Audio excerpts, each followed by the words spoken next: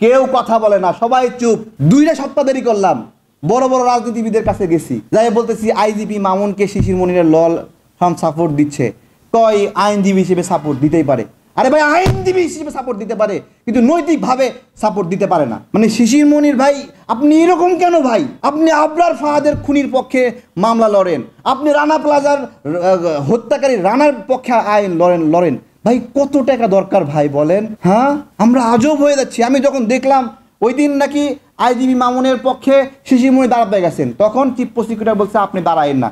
তখন ওই শিশির মনিরের ল ল্যাবের আরেকজন আইনজীবীকে দিয়ে দাঁড় করাই দিচ্ছে। আইজিবি মামুনকে রাজসাক্ষী বানায় একটা নাটক তৈরি করছে যে রাজসাক্ষী পেয়ে গেছি আমরা, সে শেখ হাসিনার পক্ষে সাক্ষ্য দেবে। আরে রাজসাক্ষী দিয়ে সাক্ষী দিলেন যে শেখ হাসিনা সব খুনের আদেশ দিচ্ছে, বললাম। তারপরে কি শেখ হাসিনাকে ভারত থেকে ধরে আনতে পারবেন? হ্যাঁ, এই পুরা ঘটনা আইজিবি মামুনকে বাঁচানোর একটাই রাস্তা ছিল, সেটা হলো তাকে রাজসাক্ষী বানানো।